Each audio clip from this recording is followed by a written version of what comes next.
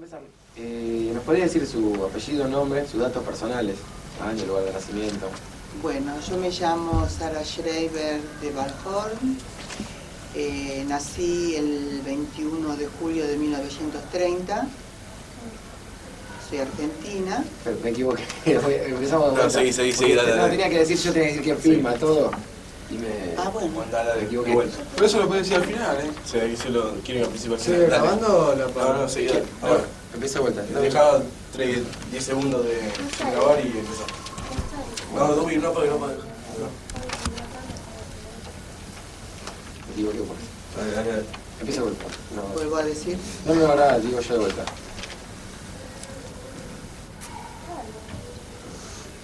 Hoy en el día viernes 10. Pará, no se me ocurre, no lo tengo anotado. Dale, hoy 10 del 9. ¿No tenés el papelito? No, por eso, ahora lo invento. ¿No lo tienen acá abajo? No me lo dieron, no importa, ahora digo. Pues empiezo. Hoy, viernes 10 de septiembre de 1993, estamos en el edificio de Orte Yatay con la señora... Sara Schreiber de Balhorn. Nací en Capital Federal, un 21 de julio de 1930. Bueno, nos encontramos como entrevistadores Mariana Aruj y León Welicki, como filmadores Flavio Davidovich, Esteban Rowenstein y Adrián Gurfinchel. Y bueno, vamos a comenzar con la entrevista. Ya la señora nos dijo sus datos personales, entonces vamos a preguntarle un poco sobre de quién va a ser la experiencia migratoria que va a contar. Bueno, yo podría contar dos tipos de inmigraciones. La que realizaron mis padres y posteriormente mi esposo. La primera, la de mis padres, se realizó en el año 1925. Ellos vivían en una pequeña aldea en Polonia.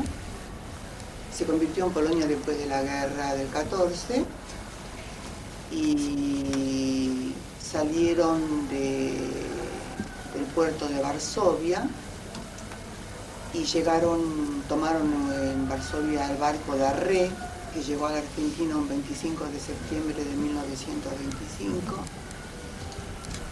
Y bueno, salieron de su pueblo por razones socioeconómicas, ya que era una pequeña aldea donde no había un futuro para la gente joven. Su deseo hubiese sido ir a Estados Unidos, ya que allí tenían algunos familiares, pero el cupo estaba cerrado. Y la única oportunidad de salida era venir a la Argentina. Bueno, ¿Sus padres vinieron solos o tenían hijos? No, mis padres se casaron y el mismo día que se casaron partieron a Varsovia, donde estuvieron 2 días y ahí se embarcaron hacia la Argentina. Llegaron aquí y no tenían a nadie.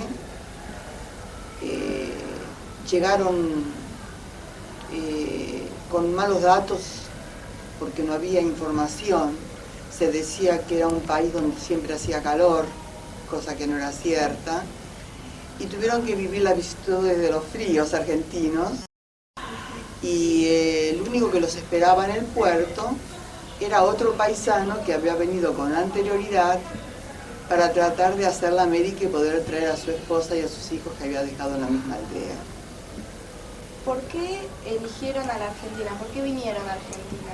Ya les expresé, porque era el único lugar donde se les ofrecía una oportunidad, donde se hablaba de que era un país de progreso, y como jóvenes de 25 años que tenían los dos, con ansias de trabajar, de formar una familia,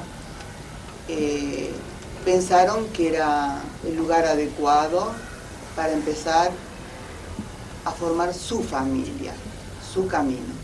¿y cómo se enteraron de la Argentina? O sea, ¿cuándo fue la primera vez que escucharon el nombre de la Argentina? Bueno, esto sería una historia larga porque Mi madre no quería venir y papá le dijo de que aquí entregaban tierras, cosas como para que mamá se decida salir de, casarse con él y salir del pueblo, ¿no es cierto? Es algo, lo que pasa es que fue la vida de mis padres fue una historia de amor de toda la vida. Se conocieron a los 4 años y mi padre siempre la quiso, pero recién se casaron a los 25 años. Después de pasar la guerra del 14 y todas las penurias que tuvieron que vivir todos los que vivían en pequeñas aldeas, ¿no es cierto? Y aparte mi madre había perdido a su padre a los 15 días que volvió de la guerra, murió de tifus, la peste que en ese momento invadía esa región. Y bueno, y quedando mi abuela sola con 2 hijas, era muy difícil. Bueno, entonces a la hermana mayor se pudo casar, como era la costumbre de allá, a través de un shadchan, o un casamentero, como se dice vulgarmente, y mi madre quedó con su madre, y en esa pequeña aldea donde no se podía trabajar ni había ningún medio de vida en especial. Justamente mi abuela y mi madre vivían de la renta que le quedó que tenían, ya que ellos eran gente en ese momento, antes de la guerra, de buena posición, tenían tierras, pudieron venderlas y después con esos intereses podían subsistir. Pero fueron pasando los años y el cambio de la moneda que ocurrió en Europa prácticamente las dejó desvalidas. Entonces mi padre, que la quería, vio la oportunidad para que mi mamá acepte casarse y de esa manera se casaron y salieron hacia Buenos Aires, hacia Argentina. ¿Y digamos, cuál fue la primera impresión que tenía su madre cuando llegó a la Argentina? Bueno, la impresión no fue muy buena porque llegaron a la Argentina con $5, que no era ningún capital. Y fueron a este buen paisano, los llevó a su pensión, un lugar muy triste, donde pasaron ahí unas noches hasta que pudieron alquilar su pequeña piecita, y ahí empezó la lucha, la dura lucha. Mi madre quedó enseguida embarazada, prácticamente no había lo que comer, mucho trabajo tampoco, mi padre hizo de todo. Estoy muy orgullosa de él y esto quiero que quede bien marcado, porque un hombre inteligente, salido de una familia muy ortodoxa, culto, ha tenido que trabajar en el frigorífico de Berisso, trabajar como peón de sodería. La cuestión era traer un peso a la casa, pero muchas noches se iban a dormir como un único alimento, un abrazo y un beso. Y el trámite migratorio, o sea, los papeles, ¿cómo fueron? O sea, ¿con qué papeles lo realizó? Bueno, ellos llegaron aquí, como ellos se casaron en una pequeña aldea, y eso lo supimos varios años después, ellos se casaron con una jupe solamente, y claro, cuando llegaron a Argentina, para las leyes argentinas eran solteros los dos, pero ellos ni se enteraron. De esa manera tuvieron 3 hijas y se enteraron recién cuando mi hermana mayor tenía 7 años y tuvo que sacarse la cédula de que mi mamá era una concubina, sintiéndose ya legítima esposa por no conocer las leyes argentinas y nadie se las enseñó tampoco. Entonces cuando yo tenía 7 años recuerdo que mis padres se casaron y fue algo muy, muy lindo, porque yo con 7 años me estaba feliz porque mi mamá se casaba, ¿no? Pero en el fondo sabíamos muy bien, por ser judíos, de que estaban legalmente casados ante la ley de Dios, que es la ley que nos guía. Y bueno, para las leyes legales eso se concretó a los 12 años de estar en la Argentina.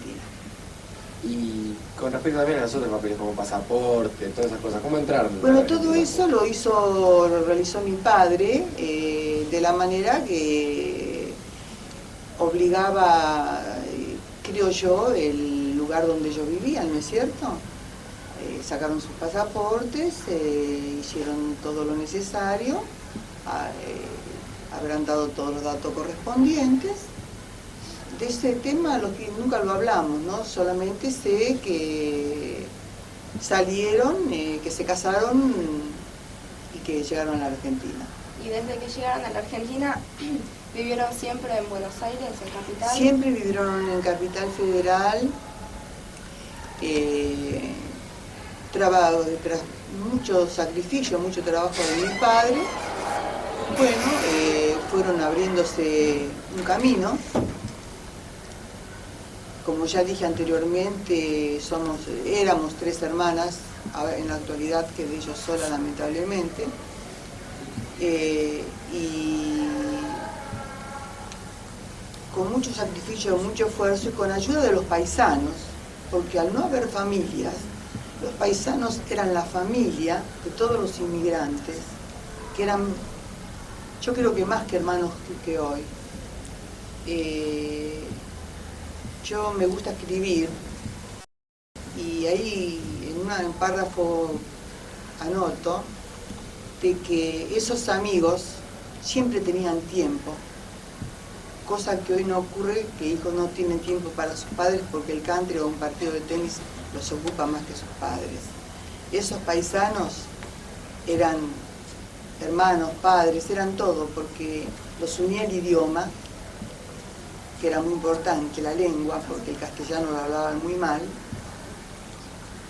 el hambre, el dolor, el tratar de asimilarse a un país, a costumbres, a nuevas costumbres, a un cambio total de sus vidas, ¿no es cierto?, de su forma de ser pero la única fuerza que los hacía ir hacia adelante era querer progresar y que esa familia que empezaron a crear se convierta en lo que ellos querían. No solamente en el orden económico, sino dentro de su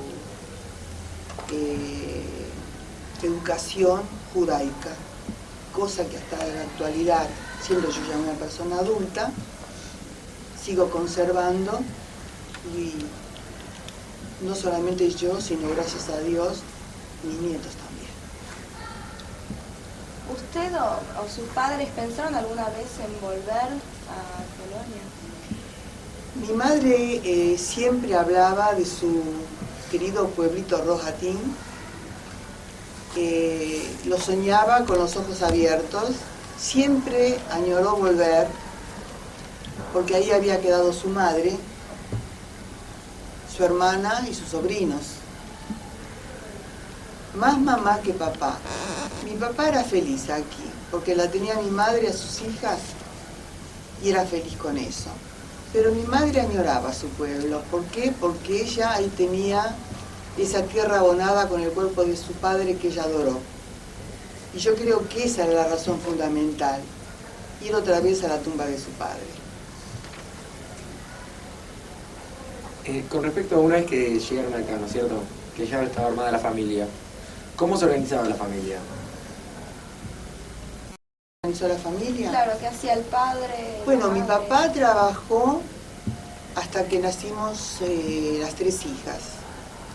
A partir que nacimos las 3 hijas, para desgracia de mucha gente de la Argentina, en el año 30, cuando nací yo, en septiembre fue la revolución, cayó el gobierno y mi padre trabajaba de mercero o puenteni y todos los clientes de él eran empleados de gobierno. Al ser expulsados, al cambiar el gobierno, mi padre se quedó sin fuente de ingreso. Y con una familia con 3 hijas, yo tenía en esa época 7 meses, se quedó sin fuente de ingreso y toda su buena clientela le lloraba que no tenía sola para comer. Entonces mis padres decidieron, como mi padre en Europa trabajaba con ganado, conocía el ganado en pie, pero como acá en la capital no se podía hacer ese trabajo, pensaron que en un país donde se está tan mal, la comida siempre es importante. Entonces algo entendía de carnes y pensaron en hacer una carnicería. Y los chicos, o sea, ¿ustedes sus hermanas ayudaban en algo en la casa? ¿Sí? No, lo que pasa es que cuando mis padres, yo tenía 7 meses y en 4 años, mi hermana mayor tenía 4 años y mi otra hermana tenía 2 años, éramos muy pequeñas. Al contrario, para ellos éramos un problema, pero con amor todo se solucionó, estábamos unidos, se trabajaba. Lo que puedo decir que si no había dinero, pero tampoco había hambre. ¿Y su madre se ocupaba de la casa? No, mi madre a partir de que yo tenía 7 meses empezó a trabajar y trabajó hasta los 70 años. Nunca dejó de trabajar. ¿Cómo era la relación entre los hombres y las mujeres en ese momento? O sea, era diferente que la de hoy en día. ¿El matrimonio? Claro, el matrimonio. Bueno, creo que según la familia. Mi familia fue una familia donde el amor, el respeto, siempre en él reinó. Yo no puedo hablar por otras experiencias, yo puedo hablar por mí.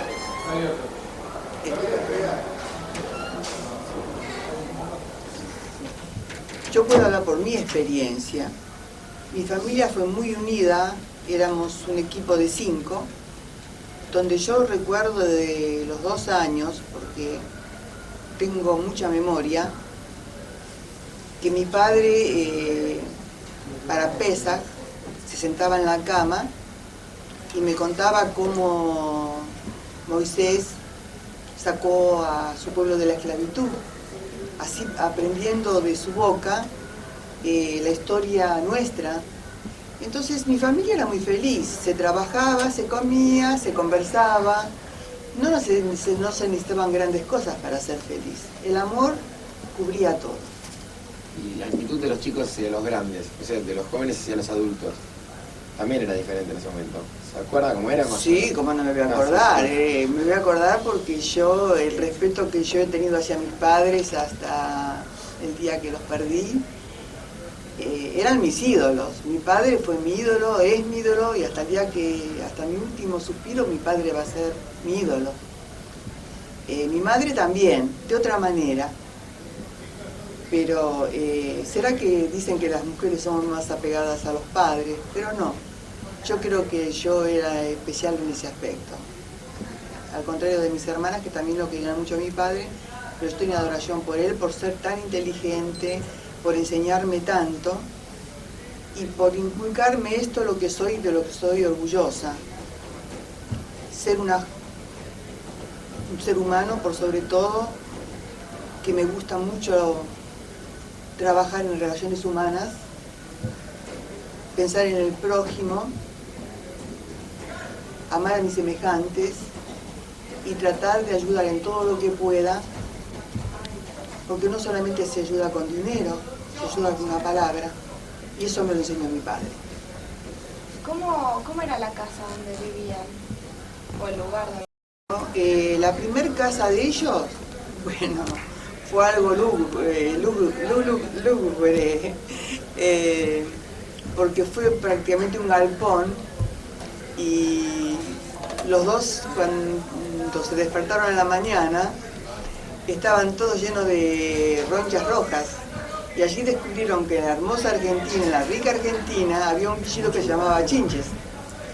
Entonces era muy triste, pero ya se los dije anteriormente, nada importaba, se miraba hacia adelante, no importaba qué paredes o qué los cubría, sino era luchar, luchar y luchar y hacerse un porvenir, no importaba qué que lo rodeaban y el hábitat. Pero al poco tiempo, siendo tan luchador mi padre, pudieron alquilar una pieza en el barrio que nacimos las tres hermanas, Villa Urquiza, un barrio que yo amo mucho. Y bueno, alquilaron primero una pieza, después pudieron alquilar una casa por sí solos, y después, pasando los años, pudieron comprar su casa.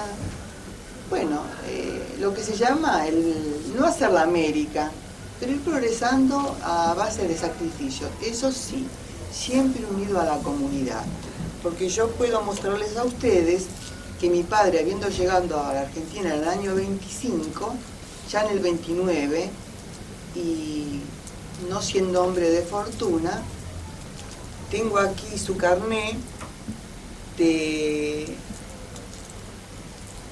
la Hebre Hedishe Askenazí, que en el año 29 mi padre se anotó como socio.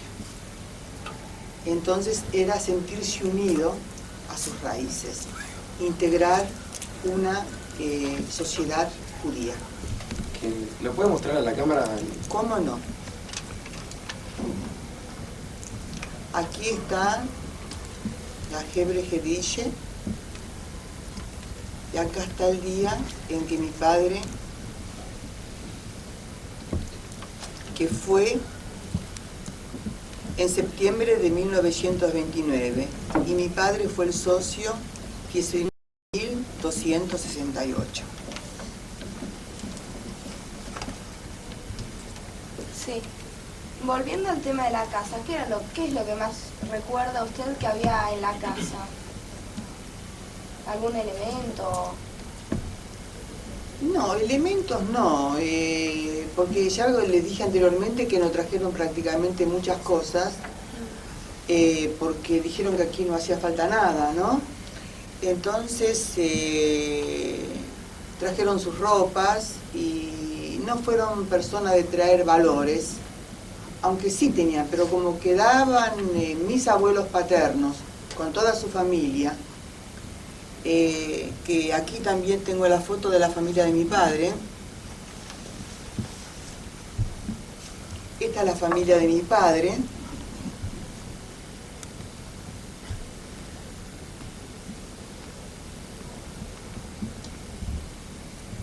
Este es mi padre.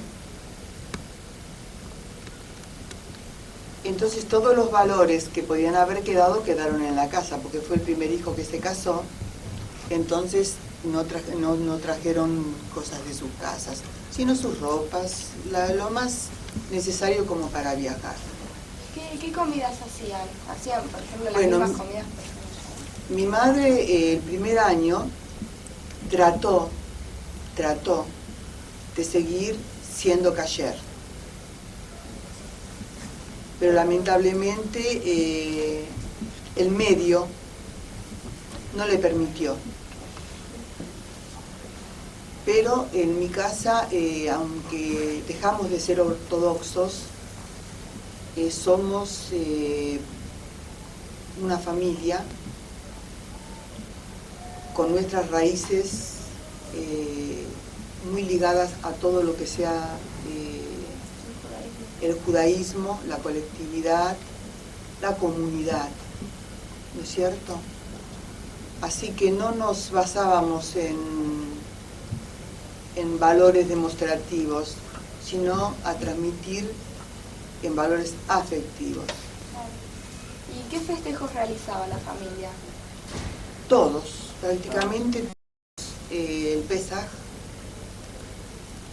como ya expliqué anteriormente, que desde los 2 años mi padre ya me hablaba cómo Moisés sacó a su pueblo de la esclavitud egipcia, y después Purim, después, todo lógicamente se hacía a través de las comidas, ¿no es cierto? Por ejemplo, era infaltable en Pesaj la matzá, y las comidas típicas, lo mismo en Rosh Hashanah, o Shavuot. Nuestras festividades van muy ligadas con la parte alimenticia, ¿no es cierto? Pero aparte de eso, tengo la satisfacción también de mostrar de que mi padre ha sido un activista toda su vida dentro de la colectividad, ya que fue dentro de uno de los fundadores de la sinagoga Galicianer, porque mi padre pertenecía a Galicia, que está en la calle Antesana, fue uno de los socios fundadores. Después, al cambiarse de localidad, empezó a ir a otra sinagoga y al notificarse él de que en Montefiore, en la provincia del norte de la provincia de Santa Fe, se iba a cerrar una sinagoga, mi padre viajó con mi madre y fue a buscar la Torá de esa sinagoga para traerla a su congregación de Villa Devoto Real, en donde a su memoria hay una gran placa en agradecimiento por todo lo que ha hecho por la comunidad judía. Y también tengo el orgullo de poder mostrar esta foto, en la cual, aquí está mi padre. Esta fue la primera comisión que se formó de campeones de Argentina, y mi padre fue uno de los integrantes. Acá está el delegado de México, pero no sé quién es. ¿Usted fue a una escuela judía primaria? No, porque cuando yo era pequeña no había tantas escuelas. Pero en mi casa aprendimos el idioma. Mis padres hablaban con nosotros solamente el yiddish. Y todo lo que sea a nivel tradición se mantuvo a través de toda nuestra vida en común, y más allá, después de haber salido de casa de mis padres para casar. Con respecto a la escuela, ¿no es cierto? Con lo que preguntó ella. La escuela era una mezcla entre judíos y católicos.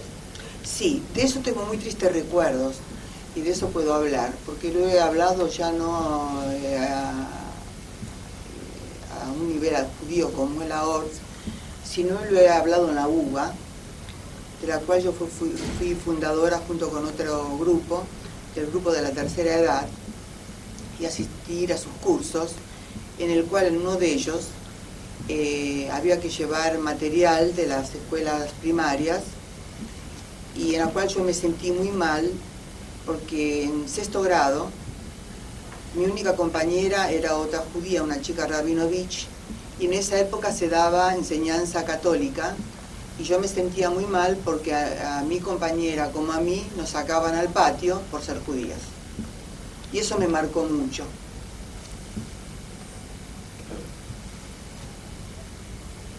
Y al ser judía, en las otras demás materias no la diferenciaba en nada. O sea, para el resto no, socialmente. Tuve un problema, sí, en quinto grado tuve un problema. Yo no me vengo aquí a alabar, pero soy una excelente alumna. Fui en sexto grado de la banderada todo el año. Pero en quinto grado tuve una suplenta, porque mi maestra fue a tener un bebé, y recuerdo de esa maestra, el apellido de ella era Kiev. Y por ser yo judía, me puso insuficiente en la libreta. Entonces, lógicamente sin causa, porque era una excelente alumna. Era en la época que la gente no abría, los judíos no abrían mucho la boca, pero mi madre sí la abrió. Y ese insuficiente fue sacado y puesto insuficiente. ¿Qué recuerda de relaciones con sus compañeros? Bueno, mis compañeros prácticamente no es como ahora de que hay tantos grupos judíos ya desde los primeros años. No había GAN, no había preescolar judío, no existía. Te recuerdo que había una escuela Sholem Aleichem, que era la primera, ¿no es cierto? Pero a la cual yo no asistí. Todo lo que yo aprendí del judaísmo lo aprendí en mi casa. Y después, a través de los años, en trabajar en todas las instituciones que fui yo queriendo activar, ¿no es cierto? Y después donde más aprendí fue cuando me fui a radicar a un pueblo como Moisés Ville, que fue cuna de la colonización judía argentina. ¿Solamente primaria hizo primaria y secundaria? No, la secundaria no la hice. ¿Se acostumbraba en ese momento a hacer primaria y secundaria o solo...? Se acostumbraba no tanto. Yo no la hice por un capricho. Entonces, como mi casa era muy democrática, ¿no es cierto? Mi padre me dijo, no quieres esto, harás esto. Elige lo que quieras. Y yo elegí la otra opción de no estudiar, pero sí, fui siempre una autodidacta. Me he instruido, he leído muchísimo en mi vida, he hecho muchos cursos y siempre traté de escuchar a gente inteligente de quien yo podía aprender cosas, ¿no es cierto?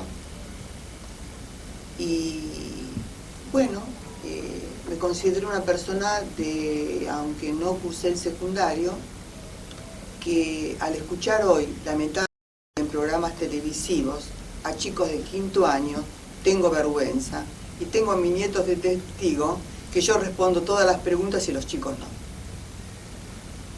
Con respecto también a las fiestas patrias, ¿sus padres festejaban las fiestas patrias de Polonia y las de Argentina o solo las de acá? No, en absoluto. ¿Son las de allá? No. El capítulo desde que allá no se festejaba. En la aldea cada uno conservaba su identidad y vivía de acuerdo a ella, ¿no es cierto? Y aquí en la Argentina, bueno, sí, respetábamos nuestras fiestas a nuestra manera y las fiestas del país que los cobijó las respetaba, pero no las festejaba. Y ahora cambiando un poco de tema, lo siento conmigo, hablemos un poco del trabajo de su padre. ¿Cómo fue cronológicamente? ¿A qué se fue dedicando y al final en qué quedó su trabajo? Sí. Como les dije, primeramente hizo todo tipo de tareas, después se incursionó en el ramo de las carnes, en el cual se convirtió en mayorista en carnes, lo cual después en la época de política de los años 46 era un poco difícil, por palabras que existían en esa época, que era el agio y la especulación, se convirtió en un trabajo un poco peligroso y ya mis padres estaban un poco cansados, ¿no? Y como nunca les interesó tener mucho dinero, cambiaron de ramo, compraron un local y se dedicaron a lo textil. Y ese fue el trabajo que tuvieron hasta el momento de que papá falleció y mamá lo mantuvo unos meses más hasta que pudo liquidarlo, lo cual ahí terminaron sus tareas. Mi madre lo sobrevivió a mi padre 15 años, en el cual vivió rodeada del amor de sus hijas, sus yernos, sus nietos y su bisnieto. Bueno, ahora cambiando de tema, también tiene otra experiencia migratoria para Sí, contarnos. tengo otra experiencia, la experiencia de mi esposo. Esa ya era distinta. Esa no fue por propia voluntad, sino porque por ser judío podemos decir que tuvo suerte, que pudo escapar de las garras del dictador Hitler. ¿En qué año fue? Mi esposo, aquí puedo mostrar también.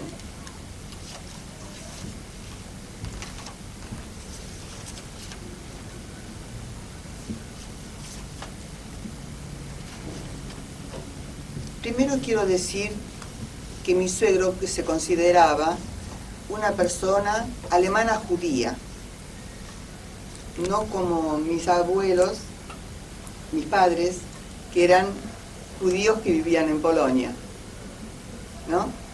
Era otra mentalidad. Esta foto, aquí está mi suegro en la guerra del 14 como soldado,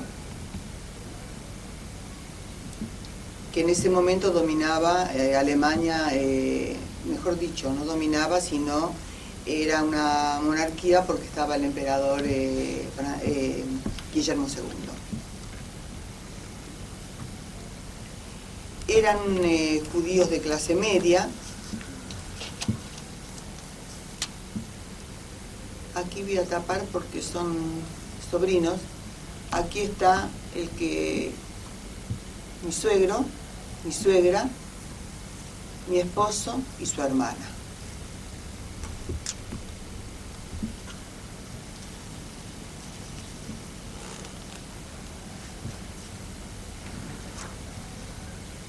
Eso sí, judíos practicantes, porque si no lo hubiesen sido, no hubieran traído su sinagoga de su pueblo.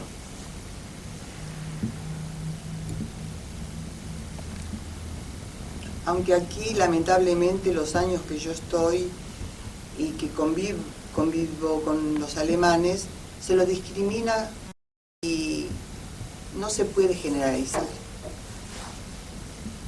Se sienten muy judíos, muchos de ellos.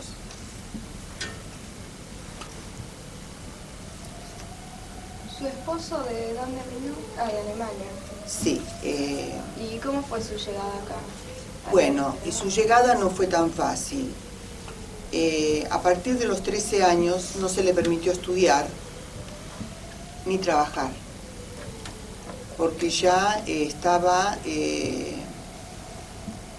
Adolfo Hitler, era en esa época, estaba como político, no sé si era canciller en esa época, y al no tener alternativas de estudio, mi marido, no sé, con esa mente iluminada, puedo decirlo en este momento, y pensando lo que se venía, la única alternativa que tenía, en ese momento había un matrimonio, el barón Hirsch y su esposa, que al haber perdido su único hijo, dijeron que todos los judíos desamparados del mundo van a ser sus hijos. Compraron tierras en Argentina, en Entre Ríos, en Santa Fe. Bueno, gracias a ello, mi esposo se anotó sin conocimiento de sus padres, pero para eso tuvo que ir un año a una localidad llamada Neuendorf, en Alemania, a una Akshara, que era una colonia agrícola donde trabajaban gratuitamente, donde ahí aprendieron a hacer tareas rurales. Y de esa manera poder salir a través del plan de colonización argentina, a través de Barón Hirsch, con conocimientos agrícolas, a poder... pero, después de haber hecho este año, llegó la Noche de los Cristales el 9 de noviembre de 1938, en el cual fueron todas las sinagogas destruidas, como todos sabrán, y mi esposo con su padre fueron tomados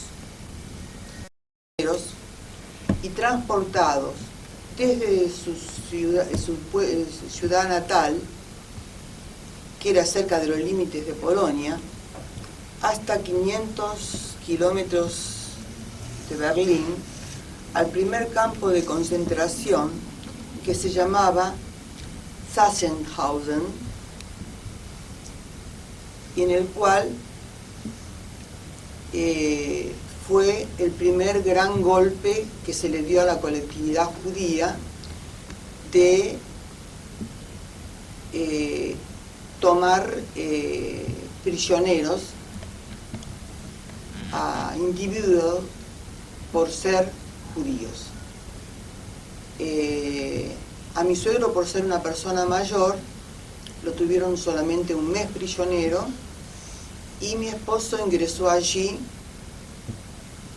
fue tomado prisionero el 10 de noviembre y cuando llegaron las llamadas de Argentina por los trámites que él había hecho, tuvo la suerte de sobrevivir ese campo de concentración y el 15 de marzo de 1939 pudo salir de ese campo de concentración.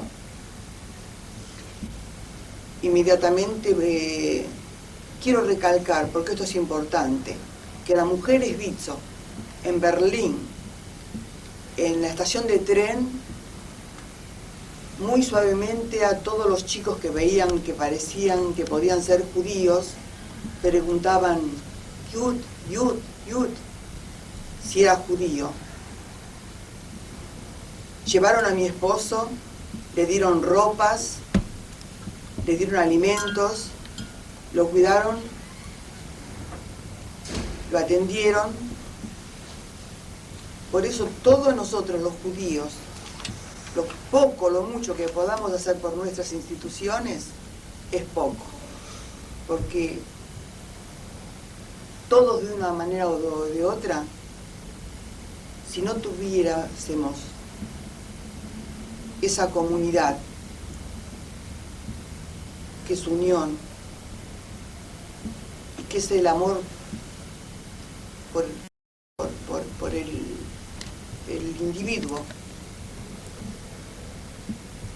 no sé cuánta gente más hubiese desaparecido, ¿no es cierto? Mi esposo fue atendido y de ahí se le dieron los medios para que pueda volver a su casa, que era bastante lejos, e iniciar los trámites. Aquí en mis manos tengo el pasaporte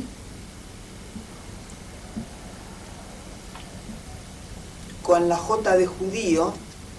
Mi esposo se llamaba Félix Ballon, pero por ser judío le agregaron el Israel.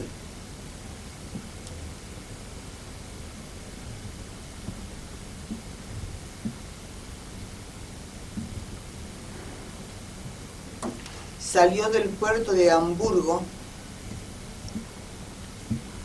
en el mes de mayo y pisó tierra argentina el 6 de junio de 1939. ¿Por qué eligió Argentina especialmente? ¿O no eligió? No es que no había otro camino. No había otro camino. Usted recién contó algo de las mujeres Vizo. ¿Podría profundizar un poquito sobre eso, contarnos un poco cómo es? Bueno, yo fui mujer Vizo durante toda mi vida y voy a morir siendo mujer Vizo. He sido presidenta de Vizo en mi pueblo, del Centro Henrietta Sols, del cual me siento muy orgullosa. Y en la actualidad, no solamente en Vizo, yo pertenezco al Consejo Argentino de Mujeres Israelitas, CAMI, y también soy voluntaria del Hospital Israelita, curso que hice en el Consejo Argentino de Mujeres Israelitas. He trabajado en el Keren Kayemes, porque es todo, nuestra comunidad es toda una. Porque al ser presidenta de Vizo, ya estamos relacionadas con Keren Kayemes. ¿Por qué? En una pequeña comunidad como era allí estábamos todas las comunidades unidas, Keilot, Vizo, Keren Kayemes, era todo uno, éramos todos uno, trabajábamos en todo, no importaba qué teníamos que hacer. Si Keren Kayemes para el Día de la Madre necesitábamos hacer venta de árboles, la mujer Vizo tenía que colaborar, porque Keren Kayemes no tiene su personal como tenía las socias Vizo. Trabaja de una manera distinta.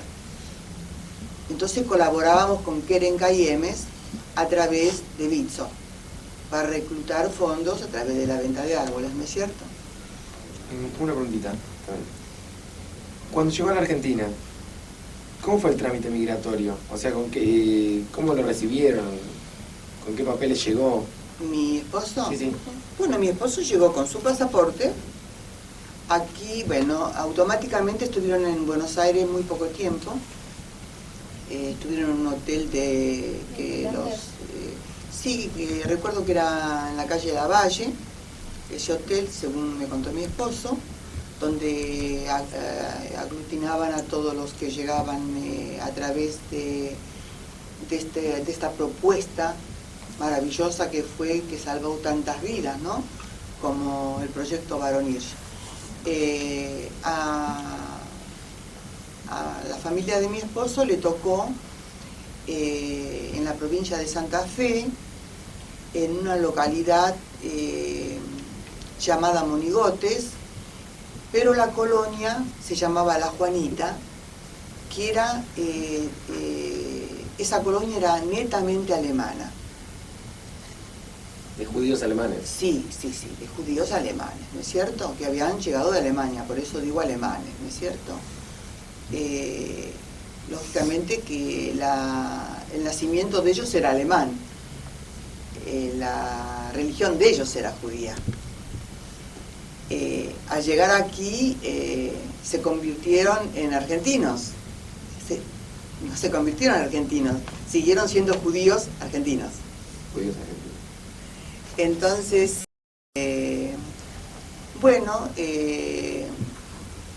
cuando llegaron aquí, mi suegra no quiso ir al campo, se quiso quedar en la ciudad, no quiso, tenía miedo de ver qué le iban a dar, a lo qué iban a encontrar, ¿no es cierto? Ya estaban tan castigados que tenían miedo a todo. ¿Que cuando llegaron tuvieron algún problema? No, ningún problema, pero mi suegra quería quedarse en Buenos Aires, no quería irse a un lugar lejano, de tantas horas de tren, porque era un tren que paraba en todas las estaciones, y eran más de 12 horas o 14 horas de tren para llegar a ese lugar destinado, ¿no es cierto? Que ni era propio tampoco, se los daban porque era una organización, la Yevich, en la cual se le daba una parcela de tierra con una casa muy precaria, sin ningún elemento adentro, y con algunos animalitos que después posteriormente tendrían que ir pagando con el tiempo. Lo que mi suegra no podía entender era que tanto su hijo como su hija eran felices de no encontrarse en un campo muy abierto, y como él me lo describía, en las noches sentarse, mirar el cielo, ver las estrellas y no escuchar sirenas ni aullidos de perros. ¿Cómo se arregló con el idioma cuando llegó? Bueno, lo que pasa es que en la colonia se hablaba el alemán y se siguió hablando el alemán hasta que yo me casé y fui a vivir allí, y donde aprendí yo a hablar el alemán, porque seguían con su idioma, ¿no es cierto? Raro el alemán que hable perfecto castellano. Mi esposo, de casarse conmigo, sí, como yo aprendí el alemán, le enseñé bastante bien el castellano. Yo aprendí a leer el diario alemán y él aprendió a leer el diario Clarín.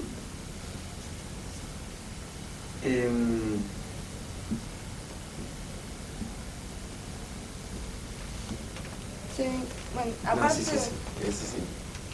sí, estaba... Y hablemos también un poco de la familia antes de llegar, o sea, en Alemania. ¿Cómo era la familia? ¿Era una familia de clase alta, clase baja? Bueno, la familia de mi esposo se componía de, se podría decir, clase media buena. mi suegro era el vendedor más importante de una compañía tabacalera muy importante de allí. Tenía su coche con su chofer. Después eran 5 hermanos y uno tenía una destilería muy importante en Breslau. Y después, lógicamente que al llegar la persecución nazi, fue bajando el nivel económico al no permitírsele trabajar. Y bueno, y soñar con ese momento de poder abandonar ese país que no le ofrecía nada, solamente un camino hacia la muerte. Y cuando llegaron acá, entonces habían perdido la mayoría o casi todos sus bienes que tenían allá. Sí, prácticamente trajeron sus enseres domésticos, ¿no es cierto? Pero el poco dinero que tenían tuvieron que pagar, simplemente sobornar para conseguir rápidamente los papeles y todas esas cosas. Y yo creo que como casi todos los que han venido, vinieron con muy pocas cosas en esa inmigración.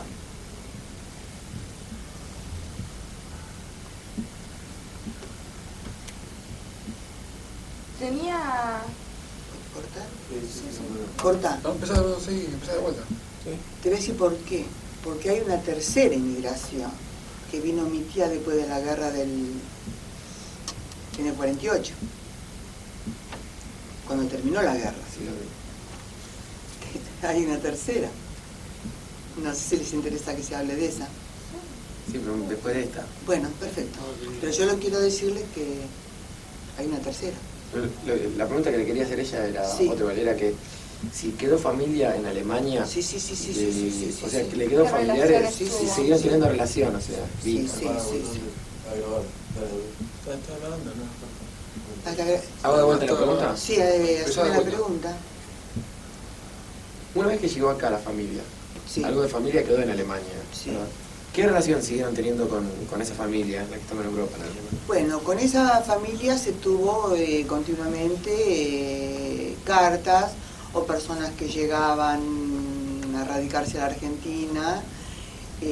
Ahí había quedado mi abuela con una tía mía, casada con 2 hijos, y una hermana de mi madre, y toda la familia de mi padre.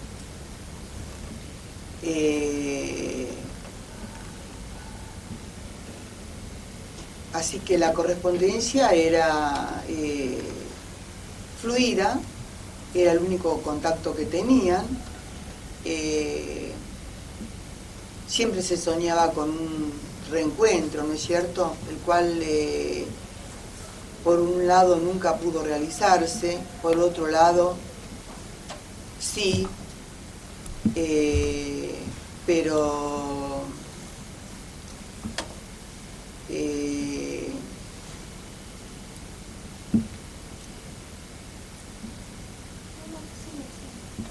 Lo que pasa que a los pocos años de estar mis padres en la Argentina, se declaró la Tercera Guerra Mundial. Entonces... Segunda. Perdón, la Tercera segunda. todavía no. No, por Dios. La Segunda Guerra Mundial. Entonces, y a partir de ahí sí, en mi casa se vivieron muchas angustias, porque cuando ya se hablaba de una posible guerra, mis padres quiso traer parte de su familia. Mi madre a su hermana y mi padre a sus hermanos y a su madre. Mi abuela no quiso venir, mi tía tampoco, porque vivían muy bien y no creían que iba a haber una guerra. Y de parte de mi padre, como era una familia muy numerosa, ya había varios casados y muchos solteros. Y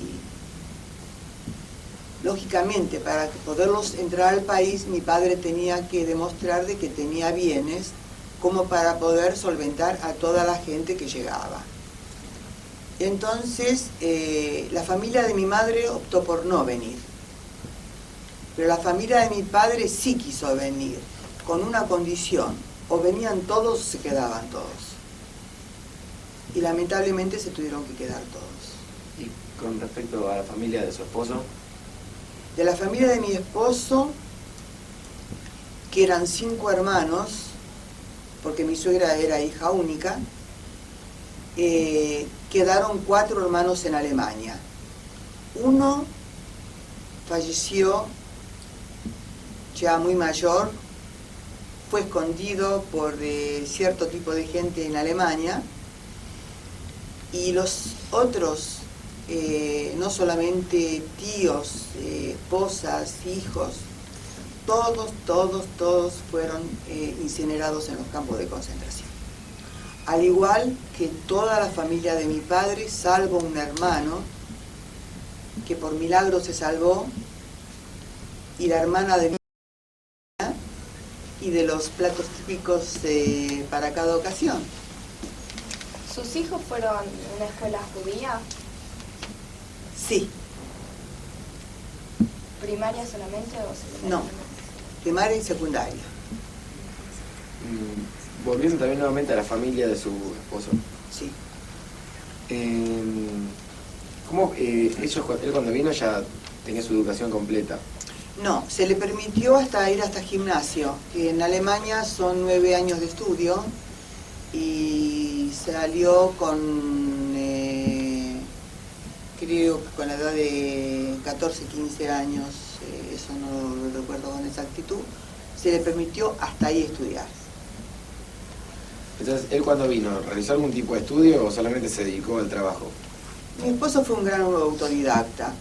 Aquí no había tiempo para estudiar, porque el campo que le entregó la Yevich tenía un solo alambre y había que arar, sembrar, colocar el alambre y mantener a los 2 padres ancianos que no podían acostumbrarse a esta nueva vida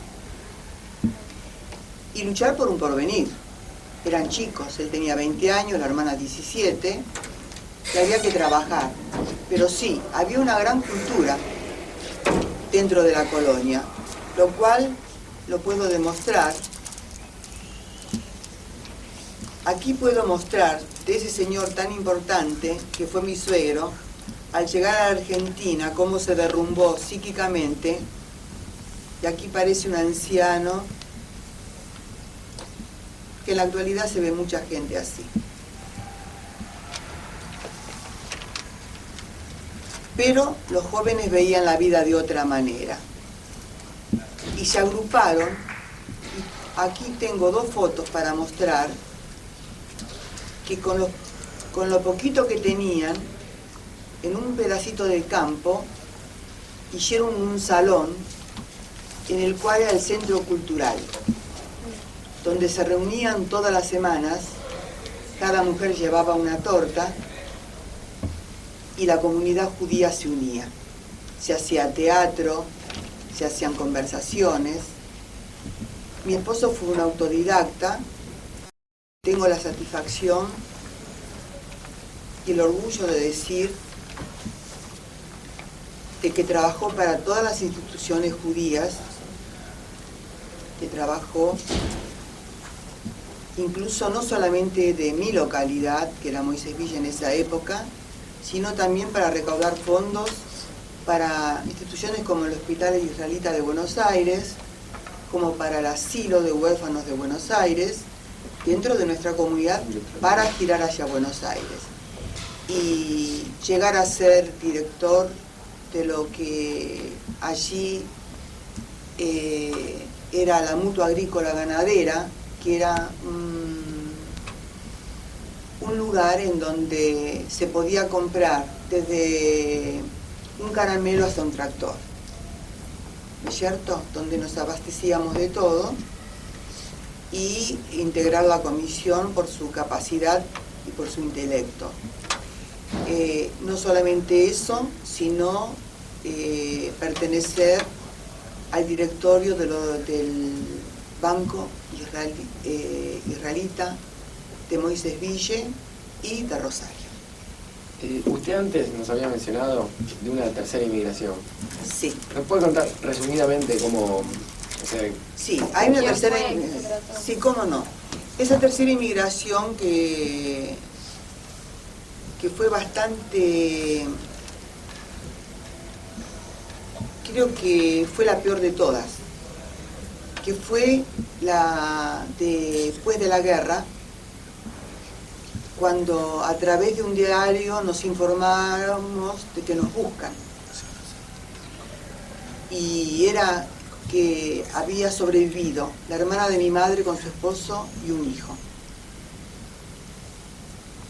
Y lógicamente enseguida mis padres se apersonaron al diario, a esa institución que se llamaba Joint, y estos tíos míos estaban, después de haber pasado por distintos guetos, en las barracas en Alemania, donde no sé de qué manera llegaron. Desde ahí fue nuestro primer contacto. A través, todo esto se hacía en una forma muy oculta, pero después con los años Perón, el general Perón, que era el presidente de la República, lo declaró legal. Bueno, estos parientes míos, mi tía, mi tío y mi primo, de esas barracas a través del Joint, de las barracas de Alemania, fueron trasladados a Francia, en el cual los tuvieron allí 9 meses, y era muy difícil poder salir de ahí, y para poder traerlos a la Argentina fue algo ilegal. Tuvimos que actuar obligatoriamente de esa manera para poderlos salvar.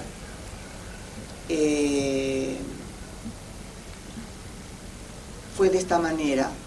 El hermano de mi tío viajó a Paraguay. Ellos de Francia llegaron a Brasil. De Brasil a Paraguay. Y en Paraguay, con documentación falsa, entraron a la Argentina, donde fueron protegidos y amparados por mis padres y por el hermano de mi tío, que fueron los sobrevivientes de esa gran familia. Y tratamos de protegerlos, y gracias a Dios hoy son gente, mi primo, que es el sobreviviente de este grupo de 3 personas que habían llegado, es una persona que tiene una hermosa familia arraigada a este país, y no solamente al país, sino a la colectividad también.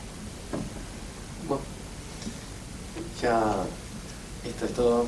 Muchísimas gracias por haber venido. Yo quiero agradecerles a ustedes, chicos, por este hermoso trabajo que están haciendo, porque al recordar nuestras raíces, y mientras haya chicos como ustedes, siempre estarán verdes. Y eso es lo importante. Acordarnos de nuestras raíces, no olvidarnos jamás, buena memoria, y sentirse orgulloso de lo que somos. Seamos judíos, o no interesa el credo que lleven, pero sentirse orgulloso de lo que uno es, y cómo vino al mundo. No importa en qué color, de qué color o de qué lugar, sino pertenecer a una comunidad y con esa comunidad estar unida, que eso es importante. Muchas gracias. Muchas gracias.